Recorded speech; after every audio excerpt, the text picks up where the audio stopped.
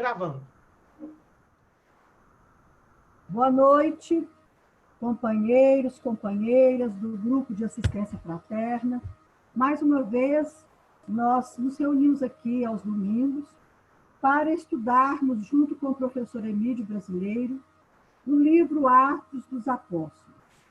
Para dar início aos nossos estudos desta noite, eu quero pedir à nossa irmã Mary Margarete que faça a prece de abertura para todos nós, neste instante.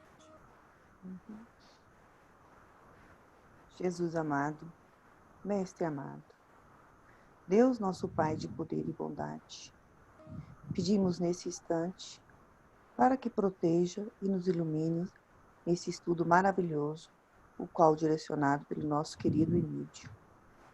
Que a paz esteja com todos nós. Que assim seja. Amém. Que assim seja. E agora nós vamos fazer a leitura do capítulo 7, do versículo 1 a 25. A 25. 1 a 25. E eu gostaria de pedir para a Marisley fazer essa leitura para nós com todo carinho.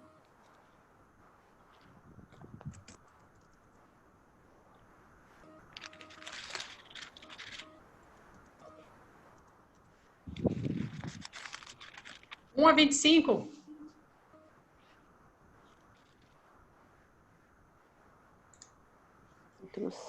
Eita, pera aí. Logo hoje que eu não estou com a Bíblia aqui pertinho. Atos 7, 1 a 25. Atos 7.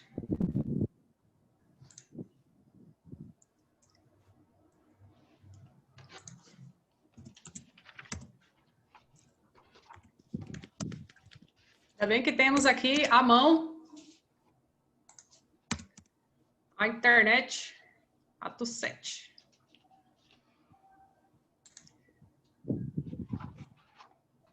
A 25. Muito bem, vamos lá.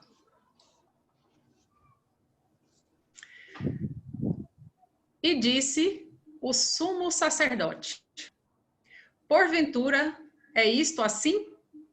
É essa mesmo, né? Isso. E ele disse: homens, irmãos e pais, ouvi. O Deus da glória apareceu a nosso pai Abraão, estando na Mesopotâmia, antes de habitar em Harã. E disse-lhe: sai da tua terra e dentre a tua parentela, e dirige-te à terra que eu te mostrarei. Então, saiu da terra dos caldeus e habitou em Harã. E dali, depois que seu pai faleceu, Deus o trouxe para que esta terra em que habitais agora, para esta terra em que habitais agora. E não lhe deu nela herança, nem ainda o espaço de um pé, mas prometeu que lhe daria a posse dela, e depois dele, a sua descendência, não tendo ele ainda filho.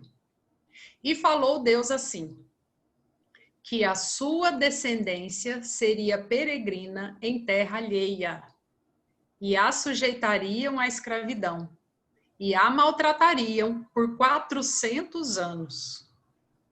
E eu julgarei a nação que os tiver escravizado, disse Deus. E depois disto, sairão e me servirão neste lugar. E deu-lhe a aliança da circuncisão. E assim gerou a Isaque, e o circuncidou ao 8º dia. E Isaque a Jacó, e Jacó aos 12 patriarcas.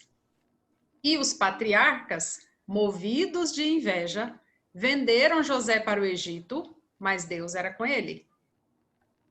E livrou-o de todas as suas tribulações, e lhe deu graça e sabedoria ante Faraó, rei do Egito, que o constituiu governador sobre o Egito e toda a sua casa. Essa história todos nós conhecemos, né? Sobreveio então a todo o país do Egito e de Canaã fome e grande tribulação, e nossos pais não achavam alimentos. Mas tendo ouvido Jacó que no Egito havia trigo, enviou ali nossos pais a primeira vez.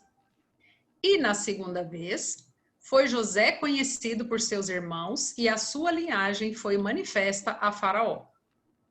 E José mandou chamar a seu pai Jacó e a toda a sua parentela, que era de 75 almas.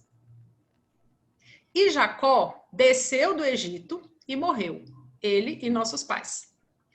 E foram transportados para Siquém e depositados na sepultura que Abraão comprara por certa soma de dinheiro aos filhos de Emor, pais de Siquém.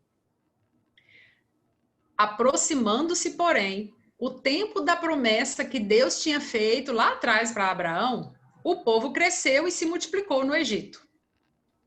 Até que se levantou outro rei que não conhecia José. Esse, usando de astúcia contra a linhagem, maltratou nossos pais ao ponto de os fazer enjeitar as suas crianças para que não se multiplicassem. Nesse tempo, nasceu Moisés, e era muito formoso, e foi criado 3 meses em casa de seu pai. E sendo enjeitado, tomou a filha de Faraó e o criou como seu filho. E Moisés foi instruído em toda a ciência dos egípcios, e era poderoso em suas palavras e obras. E quando completou a idade de 40 anos, veio-lhe ao coração ir visitar seus irmãos, os filhos de Israel. E vendo o maltratado um deles, o defendeu e vingou o ofendido, matando o egípcio. É aqui até o 25, né? Isso. E ele cuidava que seus irmãos entenderiam que Deus lhes havia de dar a liberdade pela sua mão. Mas eles não entenderam. Ok? Até aqui, né? Isso, até aí.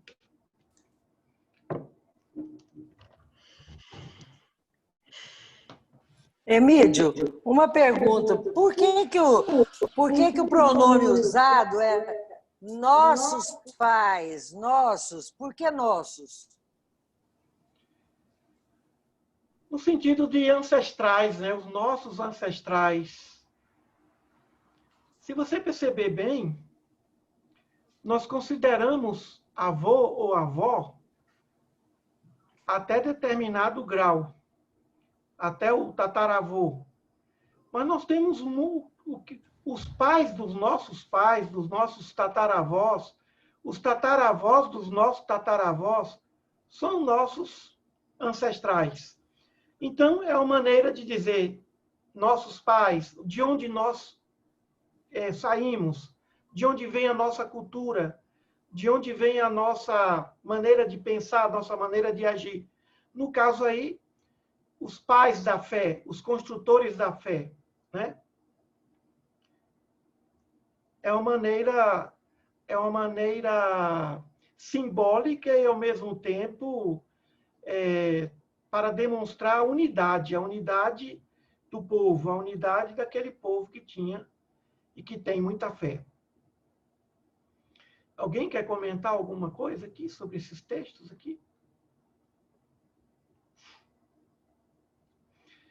A gente percebe que Estevão, assim como depois Paulo, e como fez também Pedro, segue a mesma linha didática de exposição, a linha discursiva, que serve como... Começa com uma história, né? E Primeiro apresentando a história, a genealogia da vida deles, né? Daquela situação, né? para quê? Para não causar... Se ele começa com Jesus, pronto. Ninguém nem param para ouvir, nem para ouvir. Então, para demonstrar o quê? Uma unidade. Esse é o princípio de um tipo de interpretação na hermenêutica que se chama interpretação sistemática. A interpretação sistemática é diferente da lógica.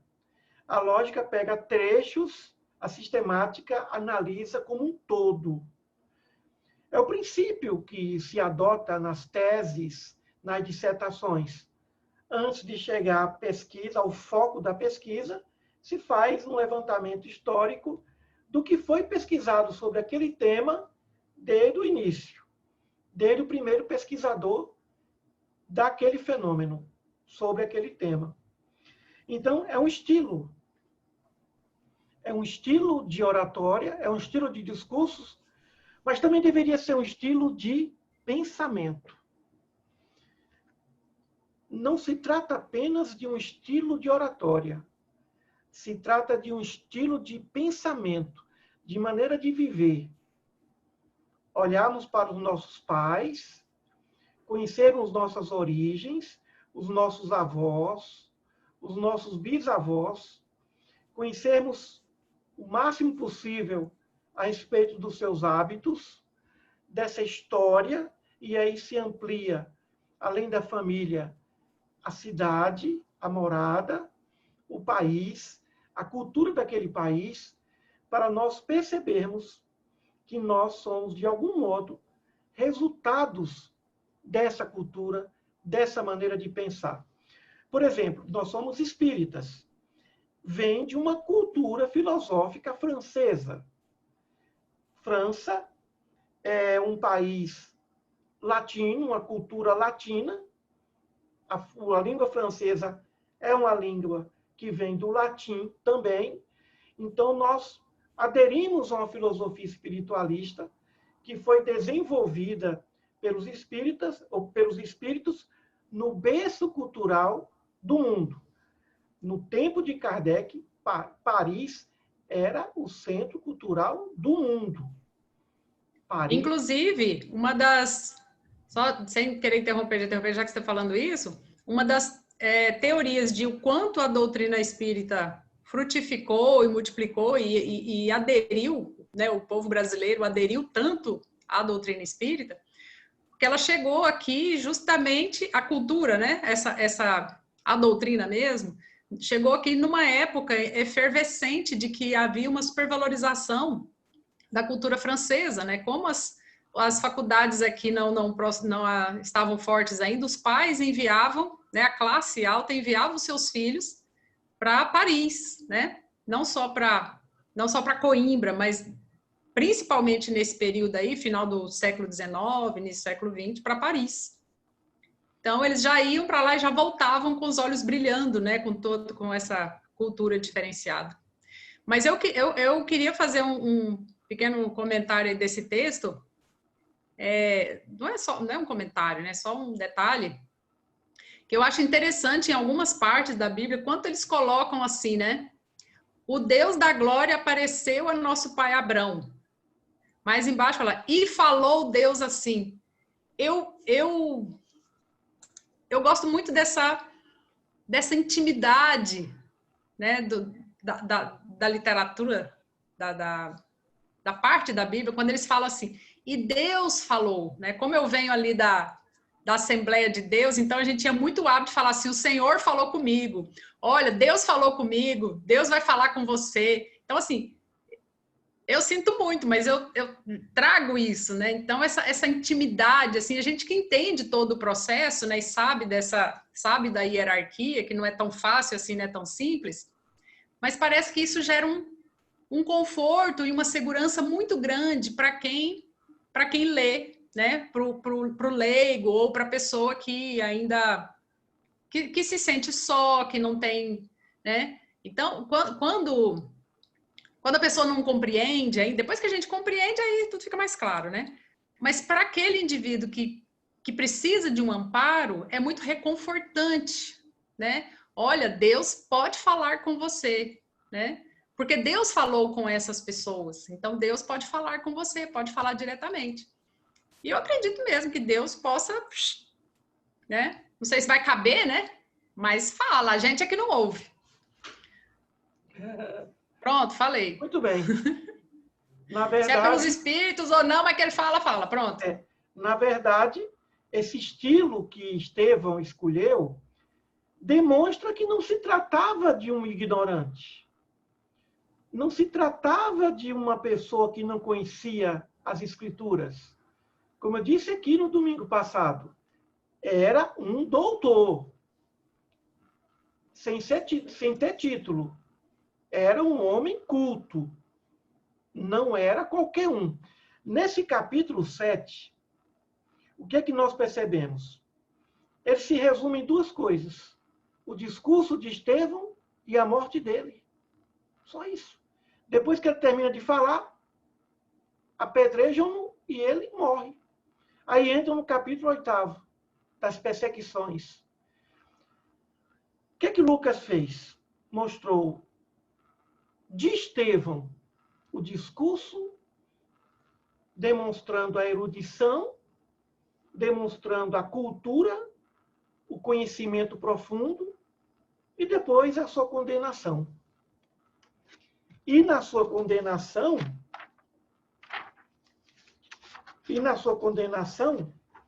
aparece aí entra o capítulo 8, capítulo 8, né?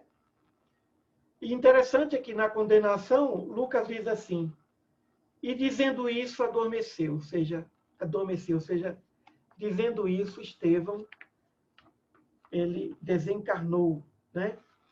E pela primeira vez aqui se fala em Saulo, que estava presente. Bem, ninguém sabe se esse foi o primeiro, se esse foi o segundo, se esse foi o último discurso de Estevão. Ninguém sabe o tempo que levou entre esse discurso e a sua condenação, a sua morte.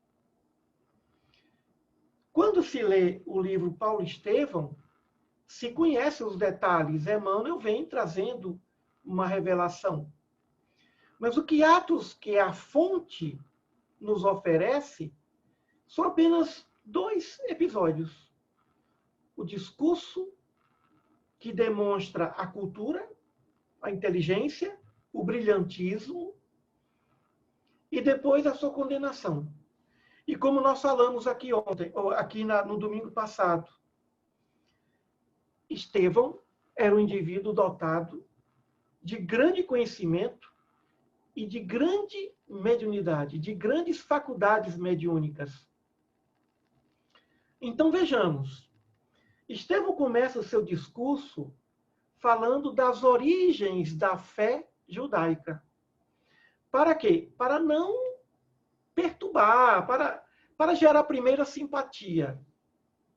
Depois ele fala no Messias. Como nós espíritas poderíamos falar sobre o espiritismo a partir de Abraão, passando por Moisés, isso iria, evidentemente, alegrar, agradar aqueles que não são espíritas. Mas quando chegasse o momento de explicar por que o anjo conversa, por que os anjos conversaram com Abraão, tomaram refeições com ele, quando explica o fenômeno de voz direta, quando as pessoas interpretavam Deus falou comigo, ou seja, os espíritos tomando do ectoplasma de Abraão e de outros elementos da natureza, falando, olha, um fenômeno de voz direta. O Espiritismo vem explicar todos os fenômenos mediúnicos que estão nas Escrituras.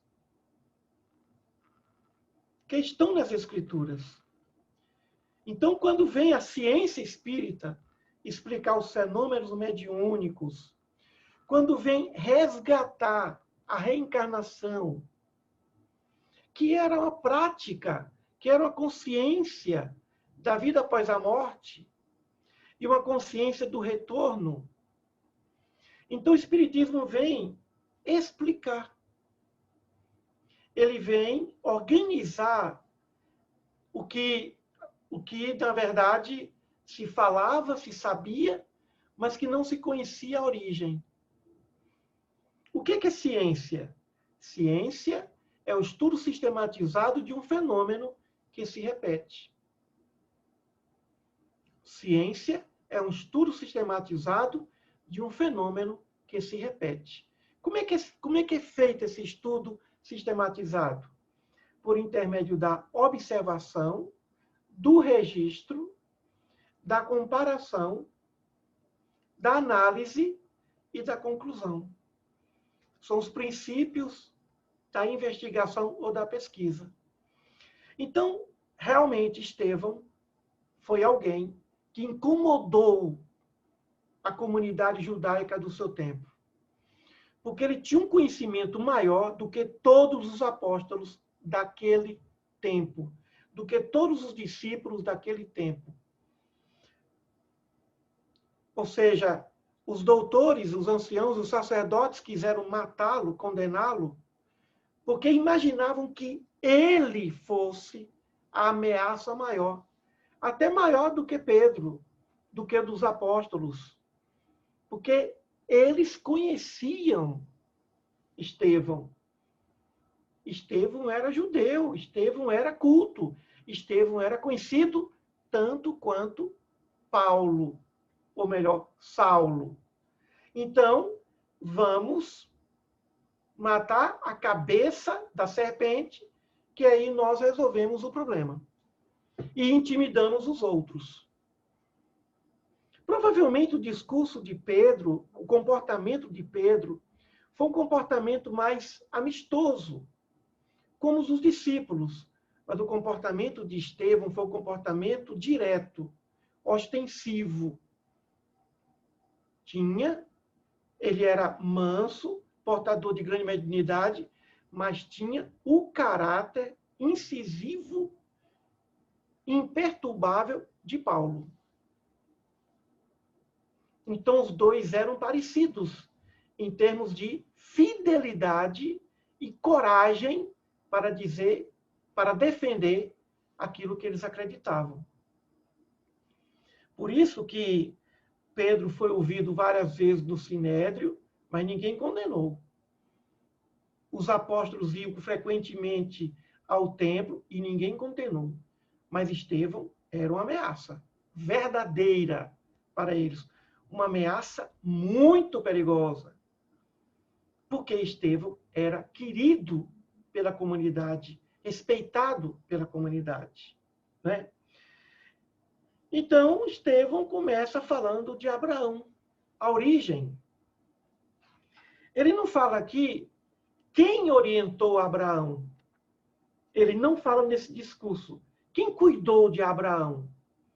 Foi o grande sacerdote Melquisedeque.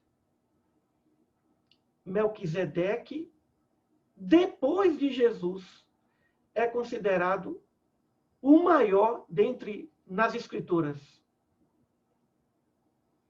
Já ouvi dizer que vários teólogos colocam Melquisedeque como aquele que preparou Abraão. Ele era sacerdote do Deus Altíssimo, aquele que preparou Abraão para ser o grande patriarca.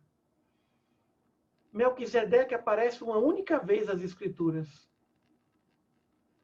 Imaginemos só, o instrutor de Abraão não é muito citado. Vejam o anonimato, a beleza do anonimato. Melquisedeque foi maior que Abraão, mas não teve a missão apostolar de Abraão.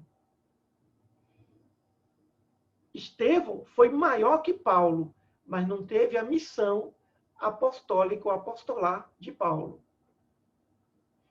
Vejam como, nas Escrituras, muitos que não aparecem são superiores aos que aparecem. Quantos essênios prepararam para a vinda do Mestre? Essênios sem nome. Há quem diga que Eurípides Bassanufo conviveu naquela época dos essênios, esperando o grande espírito, que era o Messias. Então a gente vê aí que Estevão não fala em Melquisedeque, que está na Escritura. Não fala que Abraão foi socorrido depois de um conflito e que foi cuidado por Melquisedeque. É interessante isso. Meus amigos, quando nós saímos do planeta Terra, é semelhante às nossas saídas dos nossos colégios ou educandários. Vocês se lembram todos onde vocês foram alfabetizados. Todo mundo se lembra. Eu me lembro da pessoa que me alfabetizou. Não foi numa escola, foi antes de ir à escola. Eu não tinha idade para ir para a escola. Eu fui alfabetizado por uma senhora que se chamava Dona Senhora, que era a mãe do homem que fundou o Centro Espírita da cidade de Irará, onde eu nasci. A mãe do homem que fundou o Centro Espírita foi quem me ensinou a ler. Ela dava aulas particulares, porque eu não tinha idade ainda para ir à escola. Mais tarde, eu seria uma espécie de quase discípulo do seu filho. Dentre todas as pessoas naquele centro, a que eu tinha mais aproximação e tinha mais diálogo. Na época, eu tinha 15, 16 anos e ele tinha 64. Eu ainda não cheguei à idade dele. Ele era meu melhor amigo. Eu falava coisas com ele que eu não falava com amigo algum. Era o meu confidente, né? E depois dele, nunca mais eu tive outro. Foi o único confidente que eu tive. Né? Bem, então, se a gente comparar o educandário, aquele lugar que a gente aprendeu a escrever, a Terra é semelhante a esse educandário. Estamos aqui nos alfabetizando na senda da evolução espiritual. Então, pouco importa se o nosso nome ou se os nossos nomes estão cravados em alguma placa de formatura de alguns desses educandários. Pouco importa se os nossos nomes estão em algumas placas de formatura das universidades ou faculdades onde nós terminamos um curso no ensino superior. Então, o que eu quero dizer é que pouco importa a fama, a proeminência num planeta, num educandário grandioso, valoroso, valioso, porém, muito pequeno em comparação com outras casas da casa do Pai, da grande casa do Pai. Não é? Então, não existe essa preocupação. Melquisedeque foi superior a Abraão, Estevão foi superior a Paulo, mas tudo bem. Não importa. O que é importante, o que importa nisso, é se cumprir a programação da espiritualidade superior. Melquisedeque teve a função de cuidar de Abraão, e não a função de ser o patriarca, de ser o pai de Isaac, de ser o avô de Jacó. Não era essa a função de Melquisedeque, porque naquele tempo os sacerdotes se casavam. Então, Estevão começa falando do grande pai Abraão, do nosso pai Abraão, do pai da fé, o pai do monoteísmo. Mas nós sabemos que o monoteísmo não veio com Abraão. Ele veio lá no tempo do Egito. Naquela época, com Akenaton ou Akenaton. Mas Abraão veio porque da sua descendência, veja como é importante isso, da sua descendência surgiria o grande Espírito, o Messias. Abraão tem grande importância histórica, porque foi da sua linhagem que surgiu o Messias. Agora, o que é interessante é que é a beleza do Egito. O Egito, a grande cultura egípcia, é a cultura mãe do monoteísmo. Tanto que essa descendência de Abraão, no momento da fome, no momento de ser extinta pela fome, foi protegida pelo Egito. Seja pelo José, filho de Jacó, não importa. José foi um instrumento. O objetivo foi o Egito, que protegeu o menino Jesus, também protegeu aquela nação nascente na fé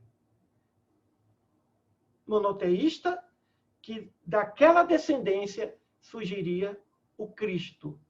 Abraão foi importante por causa do Cristo Jesus. Se Jesus viesse de uma linhagem egípcia, a cultura judaica seria mais uma cultura de fé. A beleza da cultura judaica, do monoteísmo judaico, está exatamente porque foi dessa linhagem, dessa descendência, que viria o grande espírito esperado pelos essênios. Se Jesus viesse de outra cultura de fé, nós não estaríamos aqui falando em Abraão, nem Estevão. Então, Estevão começa com Abraão. E Abraão sai da sua terra, porque naquele local não seria o local proeminente para essa semeadura. Os desígnios do Pai. Os desígnios do Pai. Agora, o que é interessante é a profecia, né? Por 400 anos, esse povo, em terra estrangeira, seria escravizado, perseguido, humilhado, inclusive por conta do politeísmo. Ou seja, o confronto, as guerras religiosas sempre existiram. Sempre existiram. Né? Muito bem. E aí, Estevão continua falando da importância de Abraão, das profecias, o poder das profecias. O poder das profecias. Nessa primeira parte do discurso, até chegar a Moisés. E ele revela, e ele diz, Moisés conheceu todas as ciências do Egito. Foi o judeu mais culto que existiu depois de Jesus. Era conhecedor profundo das ciências, da anatomia, da astronomia, da astrologia, tudo da arquitetura egípcia. Moisés sabia a respeito de toda a ciência egípcia. E aos 40 anos ele se rebelou, ficou pelo deserto. Deserto não, ele se casou no oásis de Jetro, a descendência de Jetro, com a filha de Jetro, e lá ficou 40 anos. Só aos 80 anos de idade que ele volta para, junto com seu irmão Arão, para cumprir a vontade de Deus, que era libertar aquele povo da escravidão egípcia. Depois que José desencarnou e o faraó também, outros faraós surgiram, mas aí com o tempo, cada um ia imprimindo o seu ritmo, até colocar o povo hebreu na condição de, no tempo de Moisés, numa condição de escravidão, numa condição humilhante de perseguição. Né? Então, Estevão fala isso, e é evidente que o Sinédrio ficou encantado pela cultura, pela forma como ele se expressava.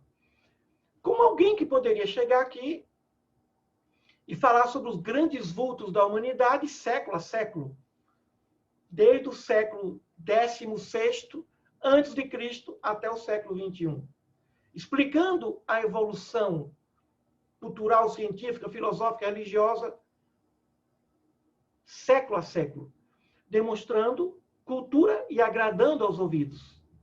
Então, a primeira providência que ele tomou foi, olha, não estamos aqui para negar o que aconteceu. A fé cristã vem complementar o que Jesus tinha dito. Eu não vim derrogar a lei, eu não vim combater o que foi escrito, mas eu vim complementar, eu vim melhorar. Ao invés de demonstrar um Deus de ira, vem agora um Deus de amor, um Deus de perdão, inclusive aos inimigos. Então, essa postura de Estevão é uma postura estratégica adotada por Pedro e que seria adotada por Paulo. Evidente que também Paulo adotou e se transformou numa escola de defesa de tese das ideias do Cristo, demonstrando que ali foi um processo de evolução da fé. E que a doutrina espírita vem fazendo isso. Claro que ela não se candidata a ser a religião do futuro, mas ela, com as suas verdades, ela vai, aos poucos, essas verdades também, entrando no aspecto filosófico, doutrinário, de interpretação dos textos de todas as religiões do mundo. Então, o que é interessante é que nessa primeira parte ele vai até Moisés. E realçando a cultura de Moisés, a capacidade administrativa de José, ele não entra no pormenor de José, o que aconteceu com José, mas mostra a grandeza do seu povo através de José. Ou seja, lá vem Abraão, Isaque e Jacó, e dentre os filhos de Jacó, José, que era filho de Raquel, e os demais, os patriarcas, filhos de Lia, com quem José se casou primeiro. E ele continua. Ou seja, Estevão atinge o seu objetivo.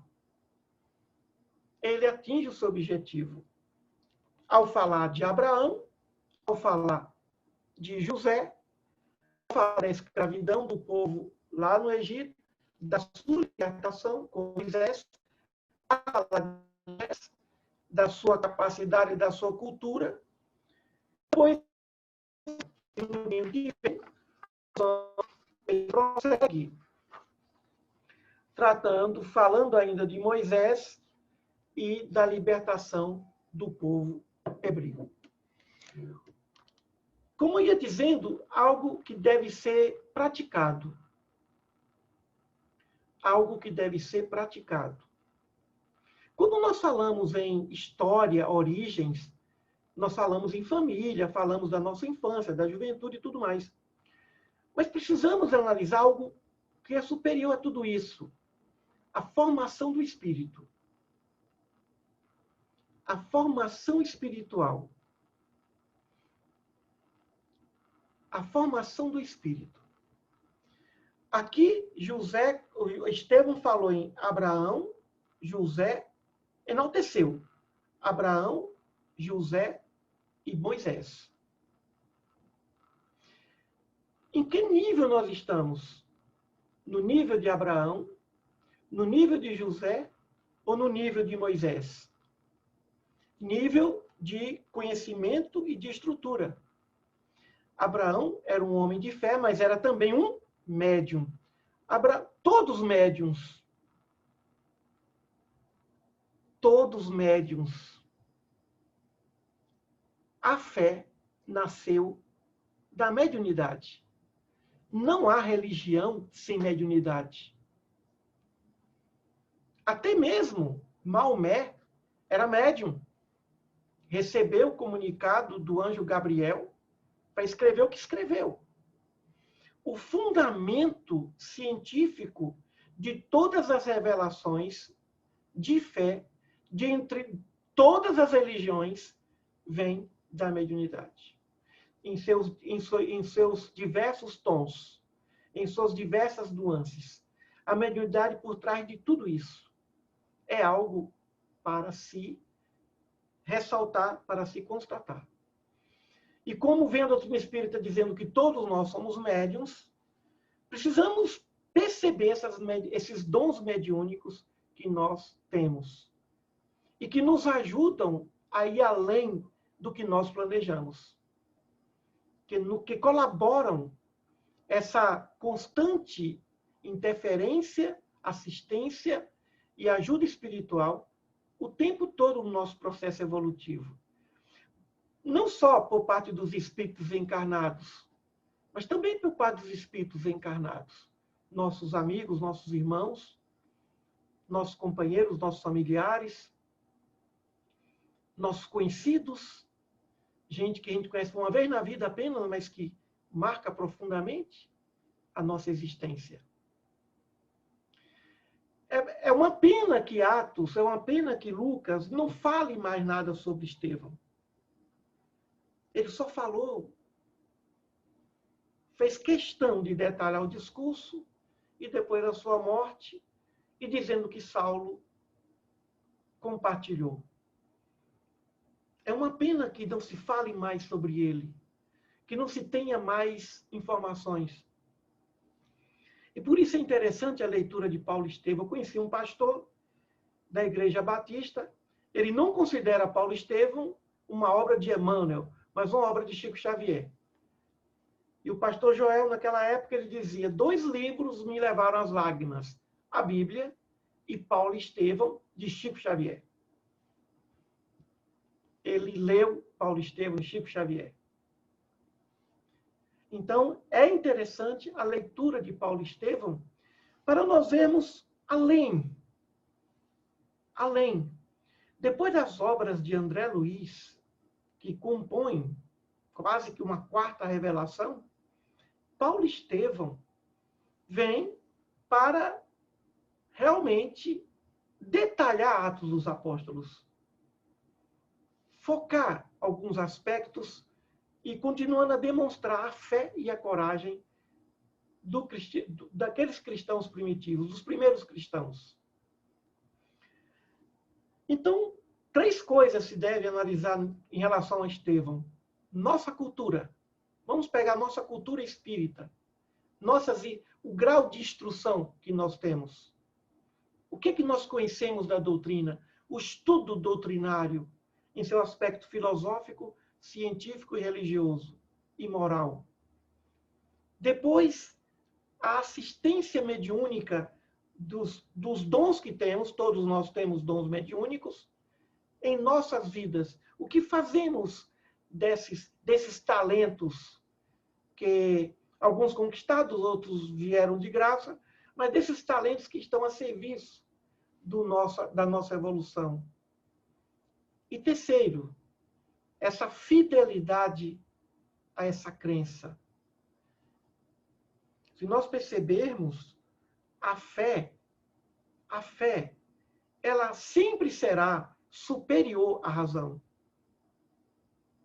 Embora a doutrina espírita nos fale em fé raciocinada, uma fé embasada na razão, mas como além da sua obra, como perceber e interpretar Deus além da razão, além da sua criação? A razão estuda a criação divina, a consequência dos seus atos, mas somente a fé pode transcender a razão. Porque Deus está além do universo, além do que ele fez, além das suas obras. Eu vou repetir. Deus transcendente e Deus imanente. Deus imanente é a obra de Deus. Isso a razão explica, a razão estuda, a astronomia estuda, todas as ciências estudam, embora com seus limites, mas chegam à consequência. E percebe que tem um ser por trás disso. Não é efeito sem causa. Mas a razão não é suficiente para compreender Deus. Quando eu falo Deus, transcendente. Deus na sua transcendência. A razão não é suficiente. A fé é superior à razão. Porque somente pela fé se pode entender Deus. Somente pela fé se pode entender Deus. Quando Allan Kardec pergunta aos espíritos, no Livro dos Espíritos, se o homem um dia compreenderia Deus, os espíritos respondem sim, mas por enquanto eles não têm o sentido, o olho, o sentido. O que é que nos falta? Que sentido é esse que nos falta? A razão não, porque a razão nós temos. É o sentido de uma fé sublimada, capaz de ir além da imanência, capaz de ir além dos universos, capaz de ir além das galáxias, capaz de ir além de tudo aquilo que a mente humana pode imaginar, capaz de ir além da imaginação. A única asa que pode ir além da imaginação é a fé. A fé é o transporte para se compreender essa potência transcendente. Agora, depois da fé, aí vem o amor. Ou seja, a fé é o instrumento, mas depois que chegamos e aterrissamos num lugar chamado Deus transcendente, além de tempo e espaço, da sua imanência, aí nós vamos entender o seu amor e compreender por que João dizia que Deus é amor. Definição rápida. Para Jesus, Deus, Pai nosso. João, Deus é amor. Porque na transcendência, Deus é amor. Que amor é esse? É um grande... Nós não sabemos quase nada do que seja esse amor. Quase nada do que seja esse amor. Então, o grande objetivo dessa primeira parte de Estevão foi mostrar a presença de Deus nessa construção da fé. E depois mostrar, através de Jesus, a consolidação dessa fé através do amor. Eu acabei de dizer que Deus da transcendência é amor puro. Jesus veio trazendo amor puro que antes dele ninguém trouxe. Jesus é o grande profeta do amor. É o Messias, porque ele trouxe a mensagem do Pai depurada. Jesus não trouxe a justiça do Pai, ele trouxe o amor do Pai. E dentro desse amor tem tudo, justiça, misericórdia, solidariedade, todas as virtudes concentradas nesse grande amor divino. Então, essa fé transcendente, ela vai muito além dessa fé, essa nossa fé imanente, essa nossa fé limitada, essa nossa fé condicionada. A nossa fé é condicionada pela razão, ou condicionada pela cegueira, ou condicionada pelo fanatismo. Não é aquela fé sublimada, que está além de uma fé raciocinada. A proposta da doutrina espírita é de uma fé raciocinada. Para quê? Para que depois ela evolua a ponto de ser uma fé transcendente, sublimada, que vai nos levar realmente à verdadeira natureza, não diria verdadeira, porque não é a falsa natureza divina, mas a dimensão real da grandeza de Deus. Isso é interessante. Na verdade, todos os mensageiros de Deus refletem as suas vontades. Nós estamos ainda num processo de razão. Num processo em que nós temos de aprender pela razão. Ou por uma fé raciocinada, de que não há efeito sem causa. É o beabá dessa grande fé sublimada. Dessa grande fé que nos levará não a entender o Deus imanente, o Deus atraente, das suas coisas maravilhosas que fazem os nossos olhos verdadeiramente se iluminarem. Nós estamos falando outra coisa, que as palavras não podem limitar, não podem falar. É como o Gibran diz, né? A língua, nem os dentes, nem a boca pode reter as verdades que saem. Da mesma forma, o espírito não pode reter a sua verdadeira essência.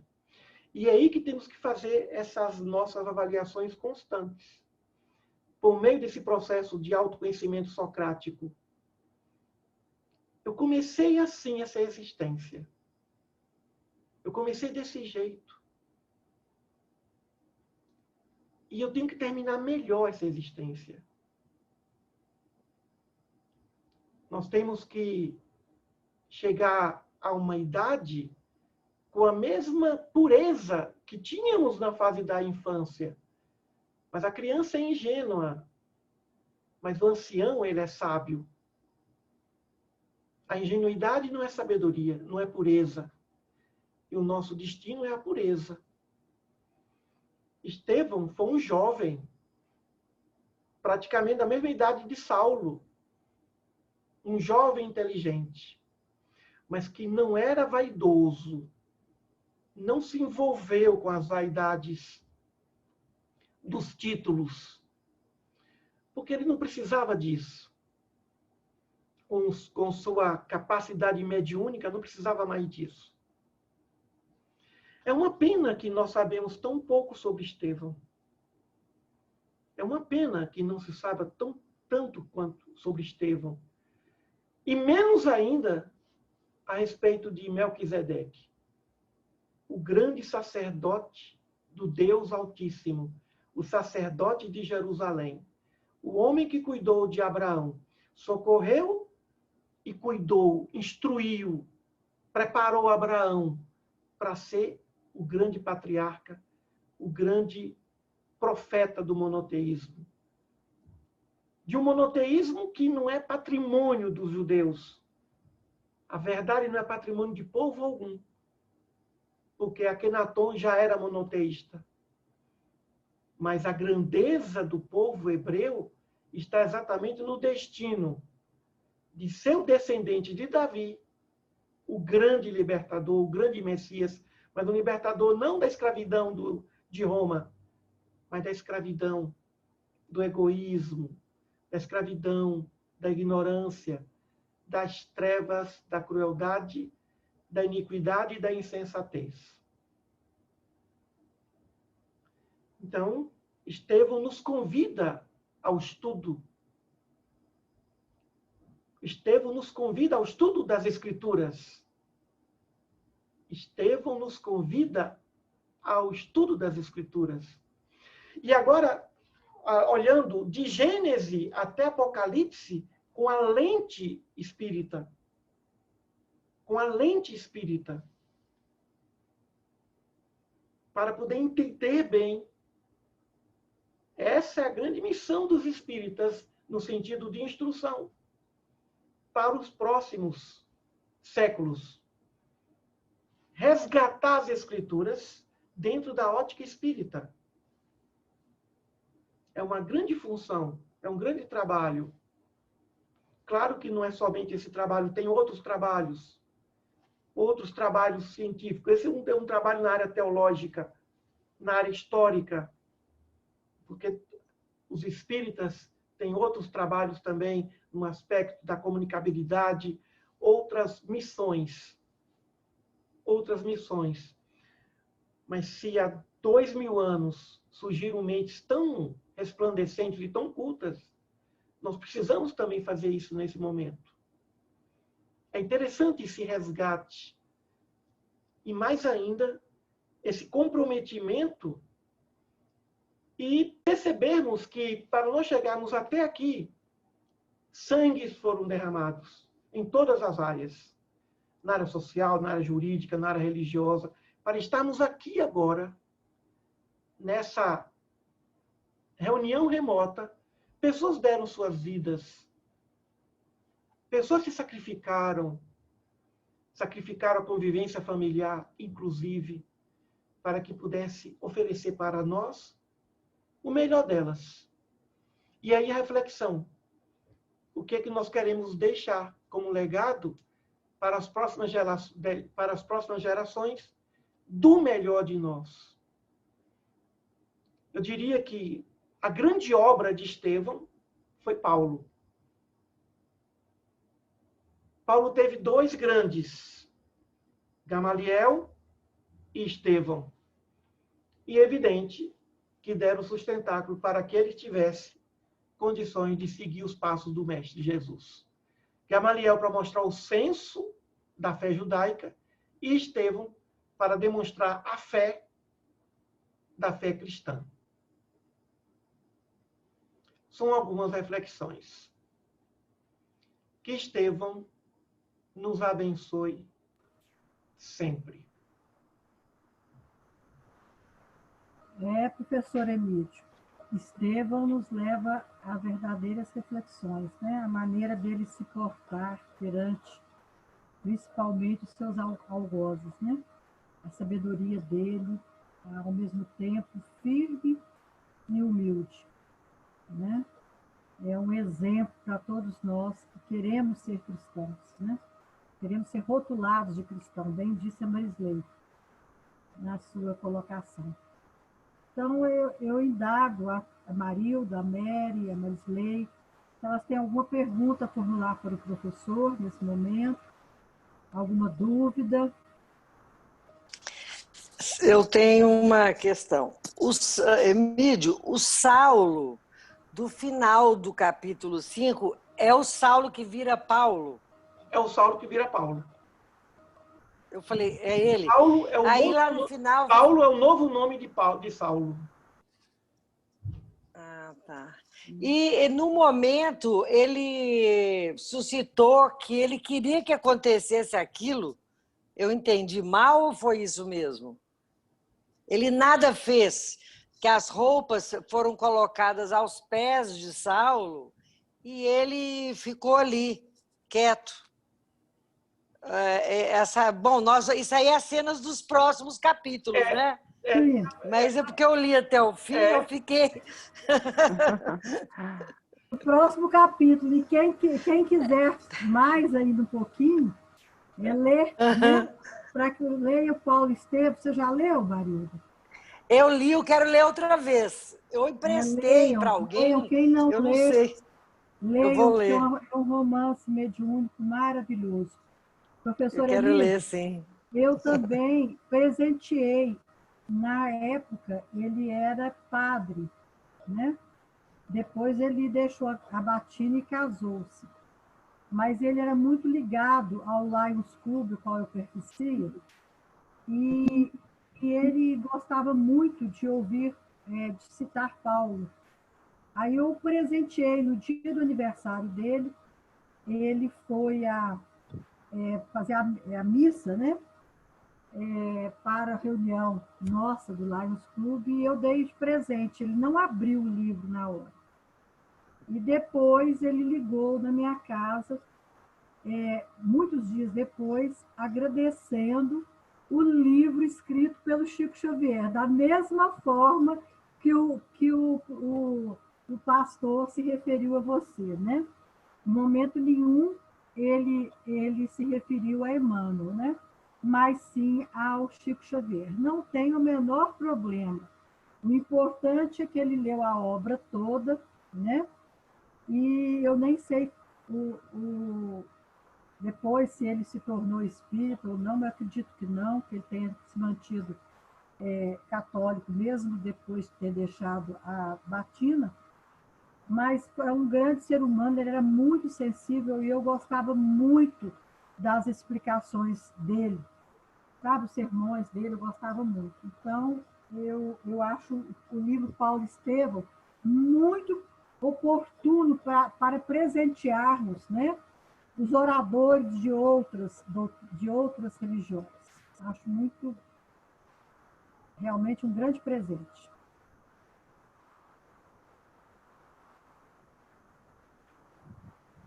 Mais alguém quer comentar alguma coisa? Algum entendimento sobre a postura de Estevão? Não? Então, vamos nos encaminhar, né, para o encerramento e vamos pedir que a espiritualidade possa abençoar as águas presentes em nossos lares, né? Vamos exteriorizar a Deus, ao Pai Celestial e a todos esses valorosos cristãos que nos antecederam na difusão do cristianismo, Vamos expressar a nossa gratidão a todos eles. Fechemos os nossos olhos. Vamos agradecer a Jesus, Mestre querido, amigo de todas as horas. Eu expresso uma gratidão profunda por cada pessoa que passou em minha vida, por cada pessoa que trabalhou para que hoje estivéssemos aqui, nessa reunião, a estudar os Evangelhos de Jesus. Gratidão pelos primeiros cristãos, gratidão pelos primeiros espíritas, gratidão por todos que têm em sua missão difundir a nossa querida e redentora doutrina espírita. Abençoai o nosso professor deste estudo dos Atos dos Apóstolos, dele sempre cada vez mais sabedoria, para que ele possa continuar nessa tarefa maravilhosa de abrir os nossos corações, abrir as nossas mentes para o grande significado das Escrituras Sagradas. Que a vossa luz possa iluminar os nossos caminhos e que o vosso amor, Mestre querido, possa cobrir a nossa multidão de pecados. Em seu nome, nós abrimos esta reunião. Em seu nome, nós encerramos, rogando à equipe bondosa de Irmã Sheila que derrame sobre todas as águas presentes em cada lar os remédios que desconhecemos, para que sejamos fortalecidos contra todas as vicissitudes da vida. Ave Maria, cheia de todas as graças, o Senhor é convosco. Bendita sois vós, Senhora, entre todas as mulheres deste mundo, pois bendito foi o fruto do vosso ventre, nasceu nosso amado Mestre Jesus. Santa Maria, Mãe de Jesus, rogai a Deus por nós que somos grandes pecadores, agora e na hora de nossa passagem para a pátria espiritual e por toda a eternidade. Sê conosco, Senhor. Sê conosco, Mestre querido, durante toda essa semana e em todos os instantes da nossa vida. Que assim seja. Assim seja. Obrigada a todos pela presença. Obrigada, Mary, Marilda, Marisley, professor Emílio. Que nós possamos... Boa noite.